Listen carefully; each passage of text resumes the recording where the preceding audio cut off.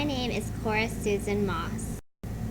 I was born on October the 18th, 1994 in Winston-Salem, North Carolina. I love social studies, and my favorite part has always been history. I'm very interested in my family's history. On my maternal grandmother's side, the Francises have been living in Waynesville, North Carolina for several generations. My great-great-grandfather, Thomas Leroy Francis, bought the family home in the late 19th century. It is still in the family today, and we call it the Big House. When I was little, no one lived in it, and it was full of old artifacts. I would beg my grandmother to let me go in and explore it. On the rare occasion that she actually did, I would wander around pretending I was an explorer or archaeologist.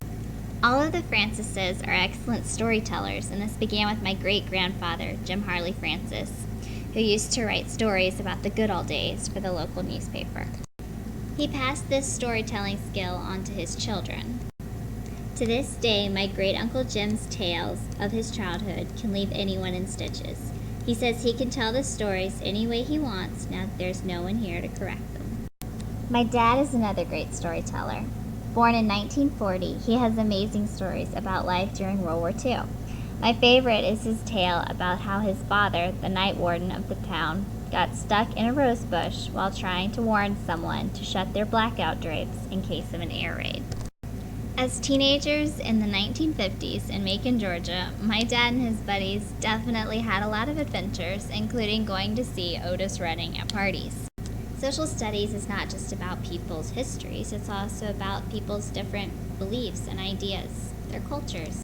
I have been lucky enough to run into many cultures in my travels to Ireland, England, France, Spain, Italy, Thailand, Cambodia, China, and Japan. I spent the most time in Japan, one semester when I was 6 and another when I was 11. It was incredible. When I was 6, I got to go to a Japanese school for a few days. Though I spoke hardly any Japanese, the students made me feel right at home. It was very different from American school.